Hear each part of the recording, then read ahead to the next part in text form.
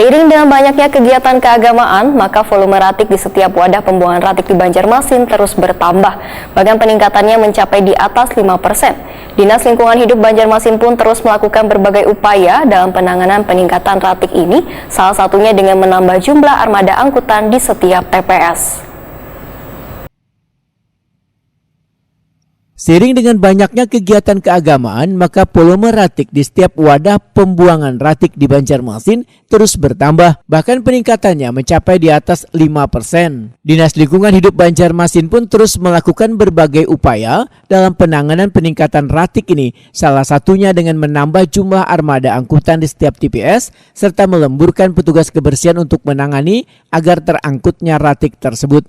Demikian diperintahkan Kepala Bidang Kebersihan Wan Pengelolaan Sampah di LH Banjarmasin Marjuki Waitakuni Prima TV jelang tengah hari Kamis 20 Oktober 2022.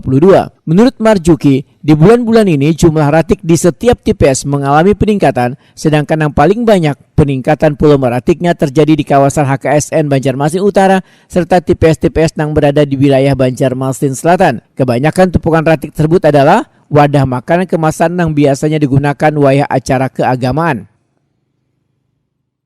Jadi memang dalam 10 hari ini ada sedikit peningkatan sampah-sampah yang ada di TPS. Kita merasakan itu. Jadi memang beberapa hari ini kita siapkan mobil-mobil angkutan lembur.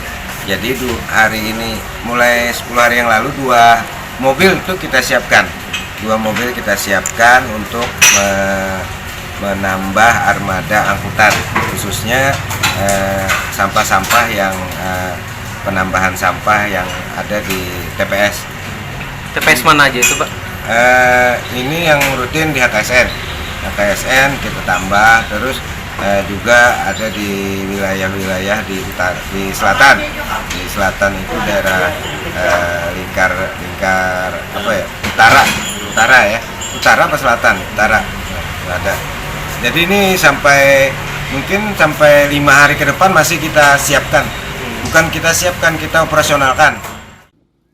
Marjuki mengimbau warga untuk membantu mengurangi tingginya volume ratik ini dengan cara menggunakan piring wayah melaksanakan kegiatan selamatan atau hajatan.